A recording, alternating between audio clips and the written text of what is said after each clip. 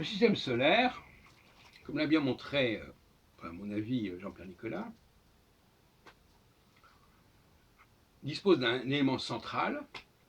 Jean-Pierre Nicolas appelle ça l'élément E, Mars, Jupiter, Saturne. Et autour de cet élément central, il y a deux ailes, AILES. L'aile des toutes petites choses, n'est-ce pas, qui tournent très très vite, qui donc n'ont aucun intérêt pour l'astrologie. Mercure, Soleil et Vénus, qui ne sont pas d'ailleurs autonomes. Il n'y a pas, par exemple, d'opposition entre Mercure et le Soleil ou entre Mercure et Vénus. Donc ils ne correspondent pas à la théorie des aspects. On peut pas y avoir de fois. Et deuxièmement, il y a les planètes au-delà de Saturne qu'on n'a pas connues avant le début du 19e siècle, disons-le clairement. Et là, ce sont des planètes qui sont beaucoup trop longues, lentes, etc.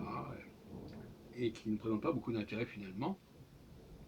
Et donc on a au centre le trio sacré Mars, Jupiter, Saturne, qui est celui d'ailleurs qui avait été mis en avant par Michel Gauquelin en 1955. C'était les trois planètes qu'il avait validées à l'époque. Et donc, au sein de ce trio, eh bien, Jupiter est l'élément central. Il y a Mars, Jupiter et Saturne. Voyez-vous, donc il y a un centre, et puis au sein du centre, il y a un centre, etc. C'est comme ça fonctionne. C'est un peu les poupées russes.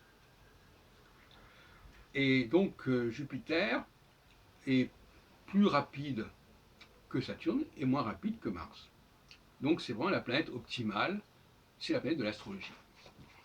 Et elle suffit à elle-même. C'est la planète du monoplanétarisme.